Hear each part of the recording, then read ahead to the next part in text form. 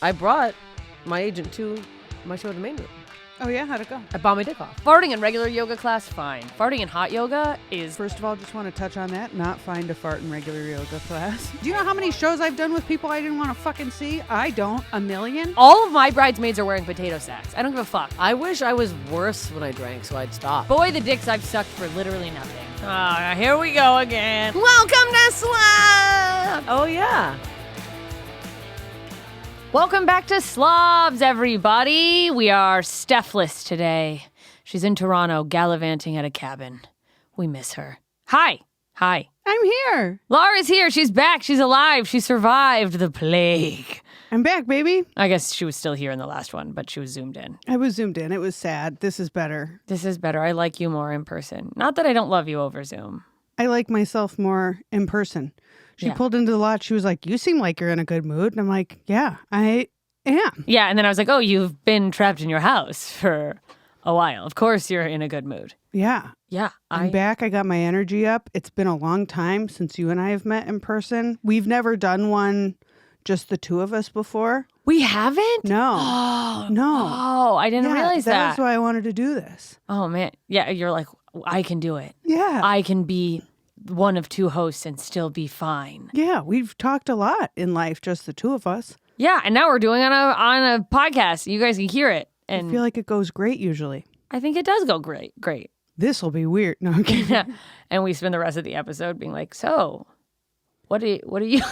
No, so I wanted to talk. We had some listeners who wrote in, and I always appreciate it when people write in. Yes, and share thank you. Their own experience, and some people were like, I really love that you talked about ADHD and... Don't point at me.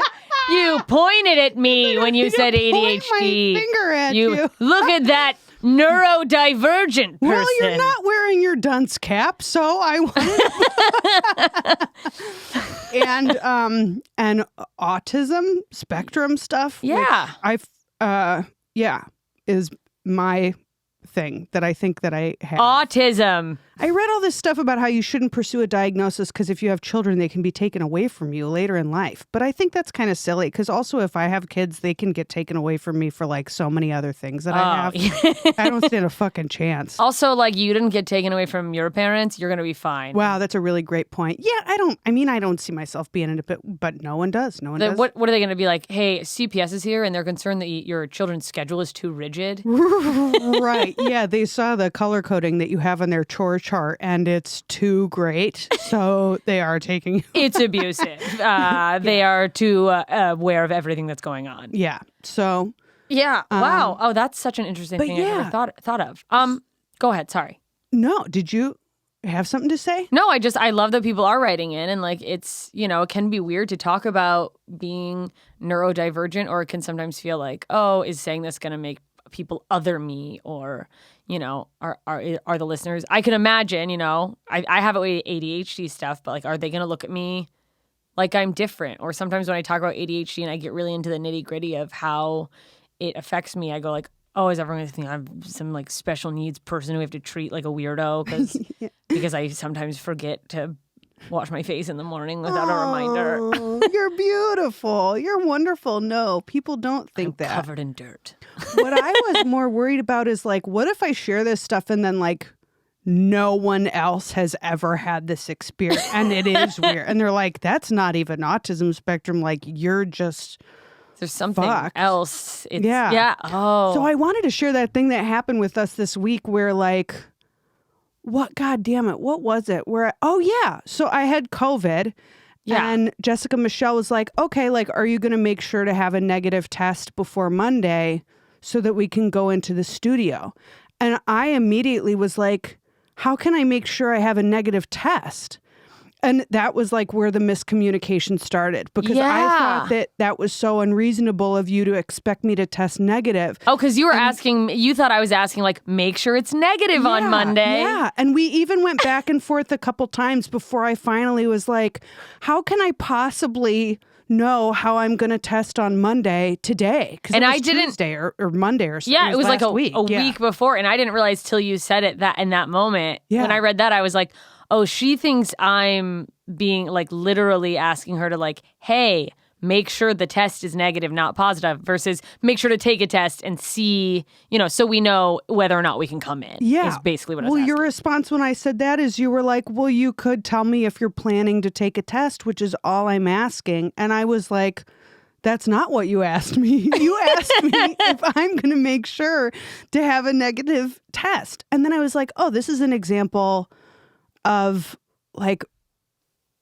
taking things super literally, which is an autism thing. Yeah. And then I took that online quiz later, which is like completely unreliable and ridiculous. Online quiz for autism is so funny. But one of the question was like, do you find that you take things too literally? Like, is that a thing for you?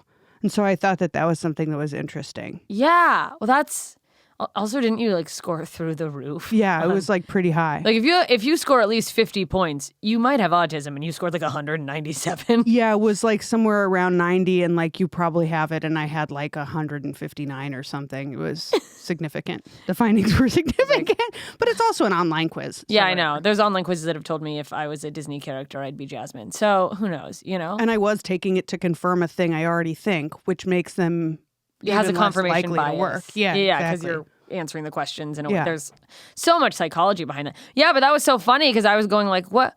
Why is she getting mad at me? I don't. And then I'm like, oh. And I wasn't even, and that is like something else that I've been like reflecting on in the way that I interact with other people, is that there are so many times when I think people are mad at me. And so I react as if they're mad at me. And then, like, how do you act when you think someone's mad at you? Like a little bit pissed off, defensive. Yeah. And then they're like, is she mad at me? Why are you being so defensive? Why are you being so like combative? Like you're jumpy, or you're more like confrontational. And I looked back as a result of that interaction on like every interaction I've had in romantic relationships, in groups of friends, with my family, with my mom and my sister. And I'm like, oh my God, it's been a self-fulfilling prophecy, because I act like people are, I like make a story up where they're mad at me. Yeah. And then I act like they're mad at me, and then it pisses them off because I'm like because you're being bitch. reactive. Yeah.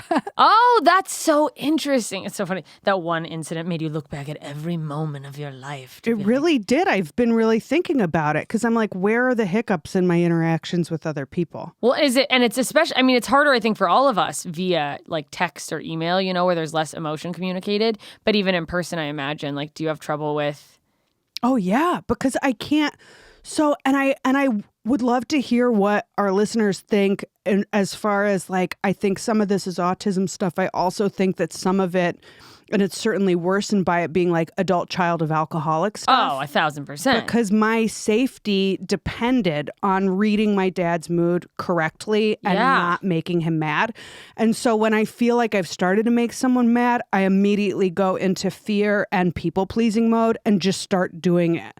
Yeah. And in this case, I was like, I'm starting the online shop. Look, I'm making these pictures. Like I just went I'm doing the merch. Yeah, I'm like going to build the set. Like I and I think thank you for doing that. Those are all good things that I should do, and I'm happy to do that. You know what I mean? But it came from the reaction of like... But yeah, I realized I'm like totally in people-pleasing mode, and then that leads to more resentment and more anger and fear, because then it's like if I don't immediately get a gold star, and this is like every professional set, like this is everywhere in my life. Yeah.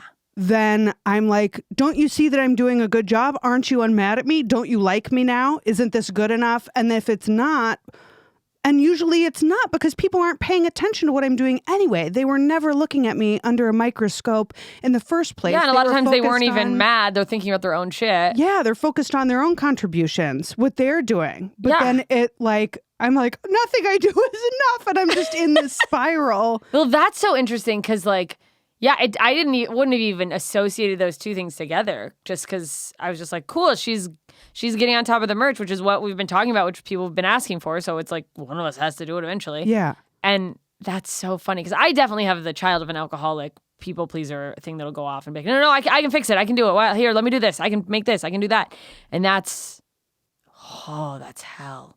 Yeah. By the way, that leads me to another point, which is the merch store is so far beyond my capabilities as a person. I can't fucking do it. I've spent 2 goddamn days trying to get our merch online. I've been like in an online chat with a person from Printful who's like, you have to get one of these other things, but I already had a different thing, but now it takes a third thing. And so I'm going to work on it. I'm going to work on it. It's okay if you need to ask for help, Laura. But it's frustrating for me. So there are some things in this life that are very easy for me that are incredibly difficult or impossible for Other 99% of people. Yeah. There are also many things that absolutely confound me that are effortless For to most- 99% of people. And that's so frustrating because and like all through school, it's like teachers saying that I wasn't applying myself. And that came up for me today too while I was working on this shit. I'm like, they're going to think I'm being lazy or that I'm not trying. I am trying so fucking goddamn hard to do something. I see everybody selling t-shirts online. And everybody's Why can't an idiot. I do this? I'm so smart, goddamn it. And that's the thing is nobody thinks I'm stupid. So people do just think I'm lazy. Yeah. It's like the old like do a bad job so people don't ask you. I that whole thought theory. of that today. The weaponized incompetence. I was like, they're going to think that I'm just doing a shitty job of this stuff so that they'll take over and do more of the work. And it's actually that I fucking can't do it. I can't fucking do it. Oh my God. No, I mean, like, I can help you or we can go to a different website. Maybe the website's just confusing. I'm not available to accept help yet. fine. I really want to get it, goddamn it. Well, I mean, you got to let go of some of that pride and accept help. Brenda from Printful attempted to help me today. A lot Brenda's of help a she stupid was. bitch. Yeah. Unless you can me actually about help it. us, Brenda from Printful. She was nice. Thank you, Brenda from Printful, if you. you're listening. Still, for nothing. yeah. Fuck. Still no merch available, but thank you for responding to her in a chat bot box. It's been designed. Our hats, the 3 hats that we get as a sample are on the way to our respective homes. The idea of our merch exists. It does. Yeah. And man, did I have an aneurysm when you sent in a suggestion. You were like, what if it doesn't say podcast Yeah. underneath? I was like, I'm not making changes to that right now. I was like, I almost didn't send it because I was like, man, do I hate when people do that to me? But I was like, but it's also our product and I should throw it out there and she'll say if that's too much and you're just over there pulling your hair out and being like, fucking God damn it. Yeah. God, I relate to the struggling with things that are easier for most people and it makes me feel insane because same thing about like feeling like we're highly intelligent people. Yeah. And then, man, there's some things I just feel like that came naturally for people that no one taught me. And first of all, it should not be a valid piece of feedback for for teachers to give to parents that your kid isn't trying hard enough. That should be taken off the fucking table 10 years ago. Report observable shit. I've noticed your kid is looking out the window a lot. It doesn't seem... Well, I guess it doesn't seem like they're taking a lot in as observable, but like I've noticed that they're looking out the window a lot. They have trouble focusing. I've noticed that they're talking a lot when I'm giving instruction. Like, keep it to observable shit. Don't say that they're not trying. Because every kid is trying, by the way. You know, every person on this earth is trying their best. Yeah, well, because it's like we're biologically designed to need some type of approval in terms as children, like it's survival that you're like, I need to do a good job so that I can live. And granted, I'm sure my perspective on that is heightened because we are from households of alcoholics, so we literally needed to survive. But it's mind-blowing that anyone could think that like, oh, an 8-year-old just doesn't give a fuck. You think that's what's going on? That they're just like, fuck you. I don't want to learn. I don't want the teacher or any of my classmates to like me. No, we're a tribal species by nature. I mean, like we've, evolved out of that and we're evolving into being more, or forced into being more solo. But in our like blood, in our biology, we want to be part of a group. Yeah. So to think that a kid's just like, no, because I don't want to. Right. As a kid, you don't think I'm terrified of every single part of this experience. You don't think I'm terrified that the teacher's going to yell at me. You don't think that makes me shit my fucking pants. You don't think I'm terrified that the teacher is going to say something to my crazy dad who's gonna fucking flip out at me. You don't think that makes me shit my pants? Like, I am just trying to get through the day. Something moved outside. There's a gym class. And I looked over there. I don't know what the fuck you're doing on the board because I zoned out for a 1/10 of a second and now you're on to a different part of the problem. And that's all it takes. I mean, I would miss one thing and then it's just over. And the I can't lesson's do gone. math for the rest of the year. I've lost the entire Because it all math builds lesson. on that. Fuck me. Now I'm an idiot. Now I'm not trying. Fuck. But you know what? The other side of like even a teacher giving feedback on observable material, I can say from my own personal experience as the child of my mother, who was an alcoholic, is an alcoholic, whatever you want to say. Like how much does observable feedback help if the person they're giving the feedback to is not going to help you with that feedback? Oh, right. But that's on the parents' end. I'm talking for about... sure. It's like at least give the like my mom, I don't know if I've said this before on the podcast because I feel like I've said it to you, so now I'm not sure. But my mom in 3rd grade, the teacher said to my mom, "Your daughter is not like any of the other girls. She's very disorganized."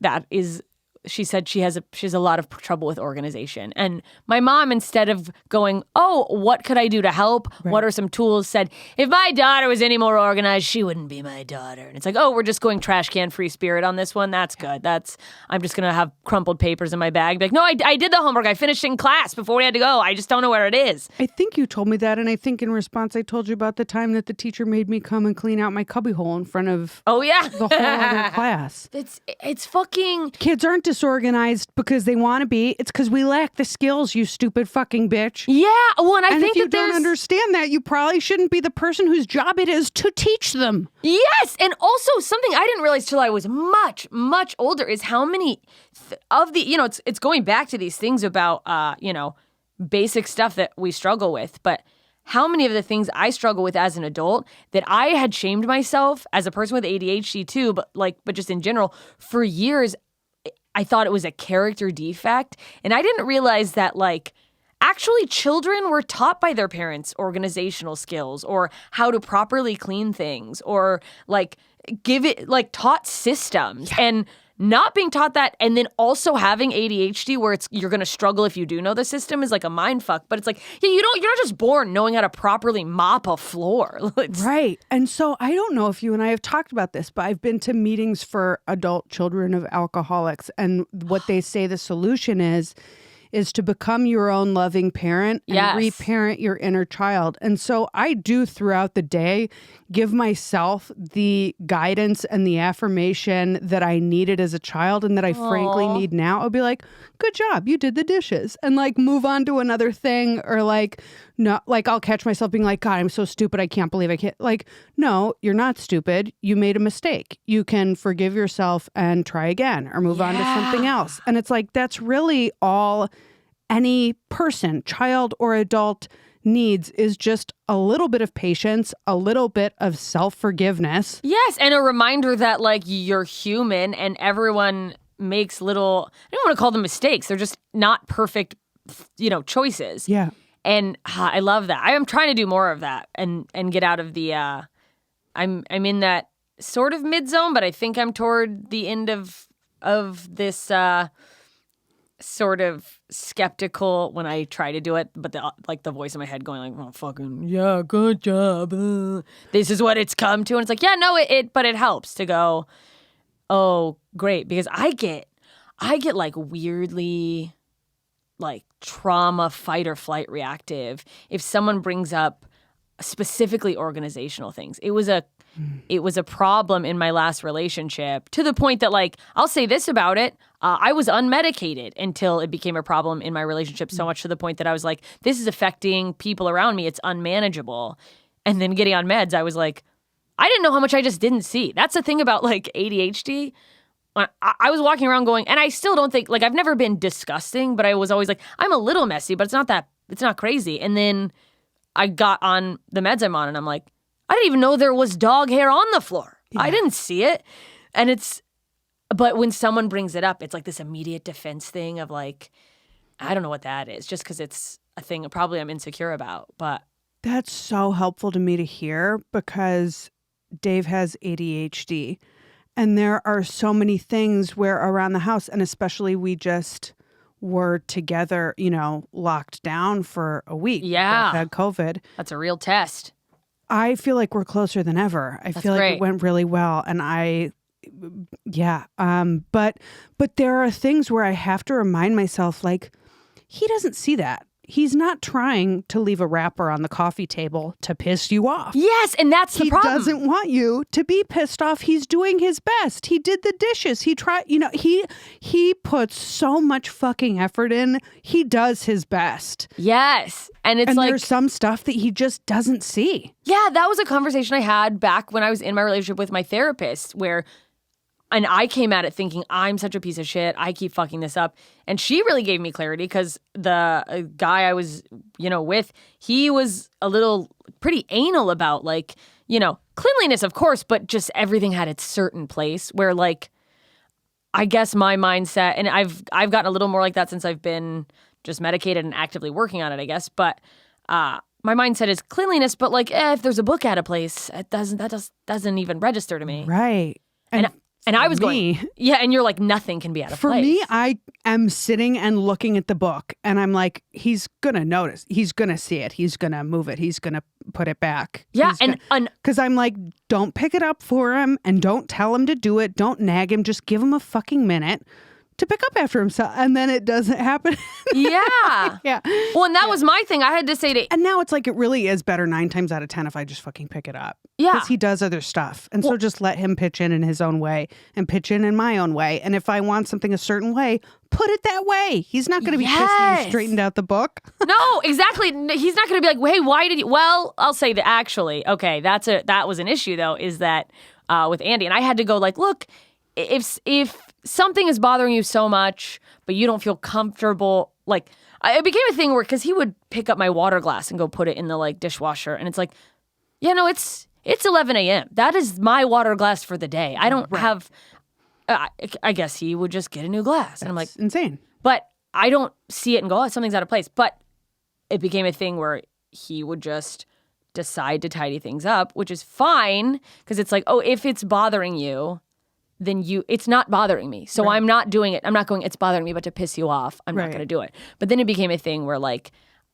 a big struggle for me with my ADHD, more specifically when I'm not taking my medication, I'm very out of sight, out of mind when it comes to getting things done. So I'll leave things I'm working on out specifically because I need to see them or I will not do them. And I'm telling you, I had to pay $400 for my fucking, to renew my car not insurance, the registration. Shit, I have to do that. Yeah, recently because I got it and I had set it out and I didn't even know I had to pay that much until Andy moved out and I found it somewhere because he would just put things wherever he decided was away. And I the amount of times I was like, you can't just move my shit and not tell me exactly what you moved and where you put it because it's gone to me. And it's frustrating because he's trying to help and he's trying to keep things how he wanted. I'm not trying to fuck him over, but there's that boy, was that a hurdle, and it just takes a lot of communication and understanding. But I think a big important thing is realizing and reminding yourself on either end, this person isn't trying to piss me off. Yeah. I didn't leave the blanket over the couch, not in a perfectly organized fashion because I was like, he's going to see it and hate it and good, fuck him. Dave watches my cats when I go out of town. Aww. And he loves to have the apartment be nice so that when I walk in, I'm like, oh, wow, this looks so great. Thank you so much. Aww. And he got me a little hanging plant. Anyway, I was looking for the extension to the dustbuster. And I opened the cabinet where it usually is, and stuff fell out of it that I haven't seen. I'm like, I've been looking for this. None of this is shit that goes here. You can't just... The jig is up. The apartment was never clean. He's been shoving it in that closet. He's been putting it in this little cabinet under my desk. And I'm like, Dave, I can't find anything that's supposed to be in here. And this like ankle supporter, like I need that. And I haven't been able to find it. But it looks so nice. And it's just him wanting to make me happy. Yeah. And it's like, and especially if someone struggles with that, it's so great that you recognize that, because it means they're like making such a big effort and stuff like that. I'll say this, by the way, once I got, because Andy would be like, I know, like, because we had to have a conversation where I had to tell him, I was like, your way isn't the right way either. You need to know there is not a one right way. You do it this way, I do it this way. We could work to meet each other in the middle. I'm not more wrong than you are because this is how my organizational system is, which he really struggled with. But he'd be like, I'm sorry, I'm trying to be empathetic and understand. And I know I'm like a little anal and OCD about it. But then once I got medicated and I started looking around the apartment, I was like, you're not even fucking OCD about it. Like, I was like, this isn't even that clean. Right. Like you're sitting, you just have things in a place. But then I was, when it came down to like deep cleaning, I was like, you're fucking, no, you just put stuff in a cupboard. Fuck you. I became the worst one. It's just, it's difficult, you know? Yeah. But I think such a big thing about that is communicating. And now, in fairness to you, if I had opened that cabinet and bills fell out and my car registration fell out, I'd be like, are you fucking high? Like, you can't shove my fucking bill. yes, I had it on the refrigerator so I would pay it. which is not that weird Like of a your thing. car registration, I forgot about mine until you said something, and I remembered mine yesterday, and I already forgot about it again. It's due September 10th every year. But it's also just like, you would think someone who's your partner would at least, like, if I was moving someone's mail, because I'm sure I have at some point, I'm not going through someone's mail, but this looks like it might be important. Right. Anything that could not be, but it looks like it maybe could be. Anything to do with finances, I'm keeping out and I'm going to go, hey, I didn't want to put these away. Right. Like, that seems like 101. But then I also go, I guess when you just have a fuckload of money that comes from your parents, you can just say, who cares if I lose my bills? I have an endless fountain of funds that I didn't have to earn for myself. I could pay the late fee, where it's like, no, that late fee just fucked up my rent. And honestly, that's a deficiency. That's a huge handicap. You know? And we're going to take a break. We're going to take a quick break. The break. real handicap is wealth. We'll be right back. Okay. So, oh my God, did you guys talk about what our ads are? We're back. Oh, we're back. Oh, we got to talk about this because we did not talk about that. You still have that message? Oh, fuck. I'm pulling it up right now. Okay, so a while ago, listeners, you may remember that we discussed having not a fucking clue what you're being advertised to. So after what is being the advertised ads, to we'd you, I should always say. be like, buy that or don't, depending on what it was. Yeah. We don't know if we agree with it or not. So one of our thoughtful listeners wrote in and told us what the ads were for, where she lives. And what did she say? She said, fuck, I'm trying to find it. Okay, you guys, this is... Look forward to it. I want to find the exact thing because it's... I want to find it too. And Okay. we will, because this was so... Maybe we should have pulled it up earlier. I'm guessing it's for like... Well, okay, look, I'm just going to tell you because I can't remember what it was. I can't remember. I'm so very sorry. Please message us again because I apologize. I cannot remember your name, but we have a lovely listener in Ireland who told us that all of the ads were for alcoholism. I got it! Whoa. Hey guys, you've said a few times on the podcast that you don't know what the adverts on your show are. I know they will vary by region, but here is the showdown for my beautiful island of Ireland.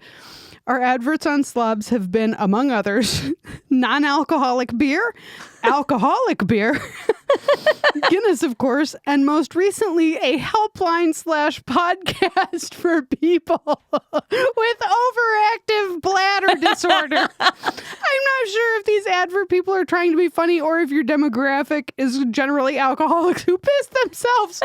Either way, I thought it was hilarious and very fitting. You guys are great. Keep it slobby. Thank you so much, Kimbleby. Kimbleby. I died because also that it's non-alcoholic beer and alcoholic. Like, it's literally all of us. And we all pee our pants. That has nothing to do with alcoholism. That's just being a woman of a certain... That's a choice. Yeah. The fucking incontinence. And then that got my wheels turning on, like, when we get to a level that we're having, like, we're doing ad reads, are we going to have to, like, that's going to be a company that approaches us one I'll day. read any one of those fucking ads. I piss myself. But you know what helps me piss myself less? Nobody has to know. Yeah. I piss myself. Shy girl bladder guards. Oh, my God. By the way, I love Shy Girl as a name. For a bladder guard? Yeah. What is a bladder guard? You it's mean a little pad? You put in your underpants. You mean skinny diaper? For a diaper mini? That's... Boy, am I afraid of. I know that's like a thing that comes with time. I'm already... You never pee your pants? I don't. I actually used to more. Since I've gotten in shape, I piss my pants way less. No, you know what? I have a lot of close calls, and I've had a couple little incidences, but I've realized also a big thing for me, and it goes with the ADHD, is like, that's how bad my ADHD is that, like, I'll be doing too many things to notice I have to pee. You noticed one time in the main room, green room, you were in the regular area and I had to pee, and you're like, what are you, a fucking racehorse? Because I had been holding, and I'm like, oh, that's why all of my pees, not all of them, but a lot of them are like emergency pees. Yeah. And it's because I'm just not in my body. But I found even just meditating more and doing more mindfulness to be in my body has helped me be aware of that. Because I don't know how I can get so in my head that I don't even feel my bladder. Well, because you have chronic physical pain, right? Oh, that's true. So I'm constantly dissociated. That's a good point. Yeah, to protect yourself from the pain. You're doing your best. Man. But you did pee. It had gotten to a medical point by the time you peed the pee, I heard. This was an yeah, there's like, you shouldn't hold your pee that long. You can go like whenever, right? I also for sure I don't have the memory of who made me afraid of asking or going to the bathroom, but I have something deeply in me, because I went through a thing when I was like fourth. Also, maybe the chaos of parents getting divorced and whatever, but this is going to be TMI. I went through a string of recurring UTIs, and it was for sure from holding my urine, and I just had this like fear of asking to go to the bathroom or like disturbing anyone to go to the bathroom, and it's still, I think there's some deep. I'm aware of it. I never go like, I can't go to the bathroom. But well, yeah. And I think it's definitely in me. After the first UTI, when it actually hurt to go to the bathroom, then you were afraid to go to the bathroom because it was going to hurt. Because it fucking hurt. And then it made it worse. And you know what made my UTIs as a child go away? Don't get me wrong. They popped back up in my adulthood once or twice. That's a whole fucking other story. What made you... was nothing medical. It was my stepmom going, the next time you have a UTI, they're going to stick a spoon inside your urethra. What a fucking crazy bitch. Fucking psychopath. And I swear to God, you want to talk about the mind's power on your fucking body? I stopped getting UTIs. I was having them non-fucking stop, and they went away. Because I was like, you're not fucking putting a spoon in me, bitch. Like, oh my God, you poor little thing. Also, maybe that needed a trigger warning. That's probably a violent thing to say. But she just said it to me as a fucking little kid, that they were going to shove a spoon in me. Yeah. And I was like, also a spoon?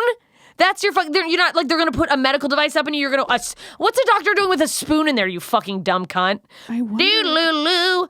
I don't know. I wonder... I don't know. Did I ever tell you about my flushing problem? You have a flushing problem? No. When I was little, we called it my flushing problem because our toilet was always overflowing, and so I was afraid to flush the toilet. I was like, "Fuck this! I'm not going to drown in piss and you know, yeah." Oh God. So I wouldn't flush the toilet. I was too scared, and so we'd be like in a public place, and my dad would be like, "Sorry," and I remember my dad, what an idiot! Just let it not be flushed, you fucking creep. Yeah. He would go into the women's restroom and flush the toilet for me, which I only now am seeing through. What a adult creep. Eyes. Yeah. And going, I'm like, what a fucking idiot. Let me go in there and just make sure you flushed. Leave it alone. Yeah. Just be like, well, Or take you're your gonna or have to do start flushing the toilet eventually. as I say, or take your daughter into the men's room. Although now I realize that's weird. But you They would see a ton of adult dicks. that's true. Oh yeah, because I was like, but moms do it with boys, but that's different because there's stalls and whatever. Yeah. Right? I don't know. But then it's Well, like maybe you needed to normalize. I guess maybe it dicks. is traumatic for little boys to see adult vaginas. Well, but they're no, not it is seeing different them. 'cause they're stalls. I mean, yeah. unless they're they're in there maybe with their mom. I remember Yeah. like my mom dragging me in when I was really little. I don't even know if I remember that or I just think that happened. Well, I'm sure it happened. Yeah. I mean, you weren't independently using the toilet as a baby. Well, I mean, I don't know. I feel like if I judged what I remember from my youth on how I learned to do things, if I were to guess based on that, which just can't be true, but if I were to guess how I was potty trained based on that, me being potty trained would be my mom going, "Why don't you know how to fucking piss in the toilet?" I'd be like, "I guess I should be pissing in the toilet." And then you learned. Yeah. How do they take like a 2-year-old to pee in a public toilet when they just got potty trained? You just hold them over the bowl? Probably. I think you do. It's gotta suck, dude. No wonder those people take so long. Yeah. Oh, fuck. They would put their little feet in.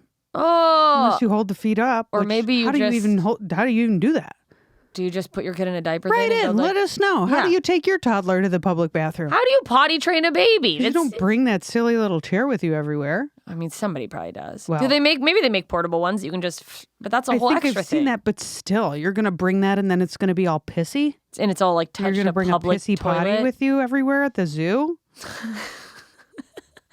Yeah, that's fucked. I think a lot of parents just like you wear a pull-up again for the day, but that's gross. But then does that also fuck with your head that you're like, so Yeah, I don't always have to totally. ask? I mean, would you want to fucking piss your pants right now? I wouldn't. No, Once but you're now out of I'm the like, maybe habit. that's where my trauma came from. Maybe it's like, we're not using the toilet while we're out. Don't you fucking pee. And I was like, okay. Oh, wow. I bet. Just not pee. I bet it was something like that. I mean, I bet it was something where you just were little and scared.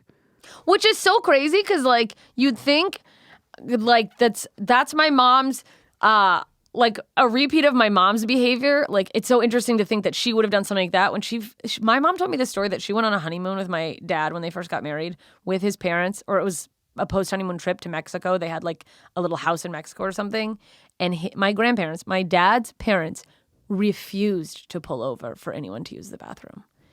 And she just pissed out the window. How far was the drive? It was like a 12-hour drive. What? Isn't that so insane? Or I hate when men are just like, I just pull over when I have to stop for gas. It's like you have a completely different body. Yeah. You have a different body. When I get like that, do you get on road trips? I have it's people pleasing, 100%, but I have this like, if I'm the go when first to someone pee, else I don't goes. want to say, and then I'll just wait until it's like, we got to stop right now. Wait We got to till go. someone else says it. Try to wait until someone else says it. Another thing that I love about Dave, we stop every hour. I don't give a fuck. He doesn't care. I don't care. That's how I like to do it. Is just take a little break. Stop. Stretch your legs. Look around the gas station. We make terrible time everywhere we go. Make no mistake about that. I think once took us 11 hours to get back from Vegas. I mean, we just really make terrible time. Wow. But you But we have account a great for it. time. Yeah. Yeah, it's like, okay, you're spending time together. Yeah, that's the thing is what a difference it makes to not be rushed on a long road trip. Oh, it's so great. I feel like it's healing childhood trauma because although no, my dad smoked. So we would stop at like every rest stop. He would read the plaques at the rest stop and smoke a cigarette. We were like always pulled over. Yeah. Oh, see, well, I wonder how far away my grandma actually lived. It was a 10-hour drive when my dad drove it, but now She's I'm like 2 was hours that a away? 5-hour drive. he just kept stopping to chain smoke. Dude, my mom didn't if I don't have secondhand lung cancer at some point later in my life, I will be shocked. We were hotboxed. My mom had secondhand lung cancer. Oh, yeah, no, with just Virginia Slims in a Subaru. Oh my God, and we did that. She drove us from Mississippi to Alaska.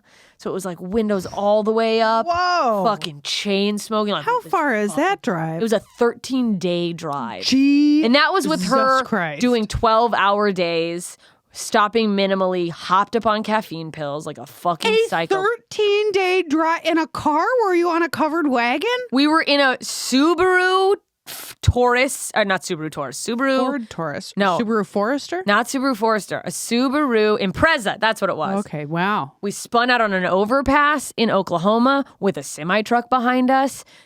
Didn't hit us. Then we were fucking pulled over in an Oklahoma body shop. And I was like, I'm not getting back in the car with you. And she's like, well, you going to stay in the gas station in Oklahoma? I was like, yeah, I want to call my dad. That's what I said. I was, poor little Jessica. Oh, baby, how old were you? I was in 6th grade. And I was like, so this he'll was come after get you me. left you at the Waffle yeah. And House. she's like, he wouldn't even take you from the Waffle House. He's not coming to get you in Oklahoma. Get in the car. And I was like, well, this is going to be a fun another week and a half. And do something so nice for that little girl tonight. Will you fix yourself something that tastes good to eat? That's no, I way only have enough know. macros for, well, it is a tri-tip steak is what I'm going to be having. Good. That's delicious. Good. And little JMS loved steak. Good. Yeah, and we fucking had to take a ferry. 3 of the days we drove our car onto a ferry boat. My mom's like, it's like a cruise. It's not. It's Yeah, a Greyhound no bus on the sea. We slept in like a common area, and they're like, you can eat in the kitchen, the galley, and it was like, this is a room with a vending machine and tuna. Like, it was disgusting. And then we got into Alaska, and it was still 2 days to get to our part of Alaska.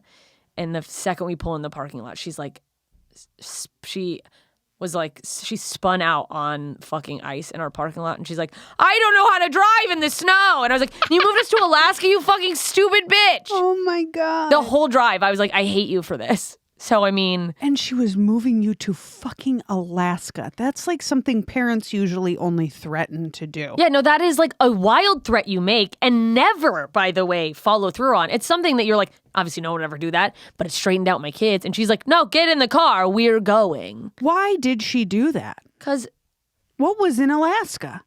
she got a job offer there. To do what? This fucking paperwork for the Fish and Wildlife Service. I'm sure she got paid more, but the cost of living is exponentially more than it is in dirt poor Mississippi. It's expensive to live in Alaska? Yeah, because everything has to get shipped there. Oh my God. There's nothing is natural Can't there. they walk it over from Canada? Fuck you. There's nothing in Canada either. I'm saying that to brag. I just found out Alaska is connected to Canada last year when I Wow. did shows in Canada. I was like, wow, you guys got Alaska here. Holy shit. I mean, a lot of people don't know. I fucking told you school was hard, dude. I had friends in high school in Alaska who thought that Alaska was next to Mexico because of the fucking U.S. map. Oh my God. I was like, oh, How do you think it's cold? yeah. I was like, how do you explain the weather? And they're like, it just is what it is. It is what it is? How you're not going to make it? And so they're like, I'll never leave Alaska. You can't. It's too scary out there for you. You have to stay here where it's safe somehow. It's dark and scary, but it's safer. Oh man. If you don't try to go out in the world. And I found out within a week of moving to Alaska, I have a rare but serious allergy to cold. And didn't you find out that like your mom knew that? No, she Or didn't didn't know someone not tell you that? that. No, she did. There was no way we could have known because I never. I must be thinking of a different person where their parents just didn't tell them that and they didn't know until they were an adult and then they moved to a completely different climate and they were fine for the first time in their life and then they found out their parents knew and just like didn't care. I'll say like this. I didn't get diagnosed with my rheumatoid arthritis till I was in my mid-20s. I for sure was having problems at like 15, and cold makes it so much worse. I would wake up like a fucking tin man in high school. And my mom would just be like, you play sports. It's your muscles. You're being a baby. So I didn't talk to a doctor And for you're like, Mom, 10 what are you years. talking about? Because I'm not I was supposed like, to be a tight claw it's because I play sports. It's because I play hockey. My frozen hockey hands from holding the stick, they just have to warm up. And I don't know to this day if Poor little thing, you played hockey. I don't know if I was in some capacity slightly a hypochondriac, or if my mom was just so fucking dismissive of any semblance of illness that she made me feel like I was crazy for having a symptom. Because my mom convinced me I was a hypochondriac at a very young age, which, by the way, Slick move for a poor parent with no You insurance. played hockey. People who have only ever listened to this podcast, Jessica Michelle is 4 feet and 11 inches tall. And I was a right wing on a state championship team, bitch. Varsity letter. Boom. Suck my dick. I was on the bench most of the time. a I was lot of anger. mostly there for my personality. Dude, we had this hockey coach. His name was Reg, and he would get so ramped up. He was like, took it so seriously. And it's like, this is girls hockey. And half of us are only on the team because you needed more girls to field a team. Like, I was on the team because my friend Ashley was like, hey, we need bodies. Come join the hockey team. And I was like, all right. Oh, that's why you play kickball too. I know. But hey, I'm getting better at kickball. John in the studio can attest to that. I had a great game He's this giving the week. thumbs up. I believe you. Did you get you got a base hit when I played with you guys? Yeah. Well, I got all 3 outs this last week on one inning. Like, Holy it was all shit. me on first base. Oh my God. And we were down. We only had 6 people. Had a girl. Yeah. And then we fucking John had to leave for a wedding and everyone else was at a wedding and we got our ass kicked after that. But you got those outs. For a moment, boy. But wait, I'll finish. We had a coach named Reg, and he was this old man who took hockey very seriously, and he would be screaming at us, skate, goddamn, he'd get in my face and scream. It's like, you know I'm bad. What do you stop? And manage your expectations, Reg. Right. I would say that. He's like, You said that? you need to manage your expectations. I'm not very good. He's like, you need to skate faster. Dude, he'd make us do Superman. Yeah, no shit. I have to skate faster. Thanks for the feedback, fucking asshole. But he was a very Ew, saliva. saliva-y talker, and he'd be yelling at you, and he'd be spitting, and it would drool, and then Ew, I can hear it. Ew. no, but wait, and then the drool would freeze, and he would be screaming at you with a little icicle off his chin. And on that, I think that's this week's episode of Slobs. I want to leave our listeners with that image. It's not going to get better than that. That is disgusting and sad, and that's our show. That is our show. We miss you, Steph. We miss you, Steph. Follow Slobs and go. Come see us on the road. Bye. Oh, we're gonna be in Montana. Oh, The two of us together. Jessica, Michelle, and I are going to be in Montana September 30th. I'm at least going to be in Bozeman, and we're October trying to 1st. We're get her on that show too. But we'll talk about that. Yeah. And then October 1st, we're both going to be in Great Falls. We're co-headlining. It's going to be so much fun. We did drive through Montana on my trip with my mom, so I will spend the entire time triggered and crying. But I can't wait to be there. it's going to be so fun. Come see us in Great Falls. And Bozeman, Montana. Yeah, Big Sky. Have a great week. Follow the podcast at Slobs Pod. Follow me at Lara Bites. Follow me at Steph Tolev. Follow me everywhere on the internet at JMS Comedy.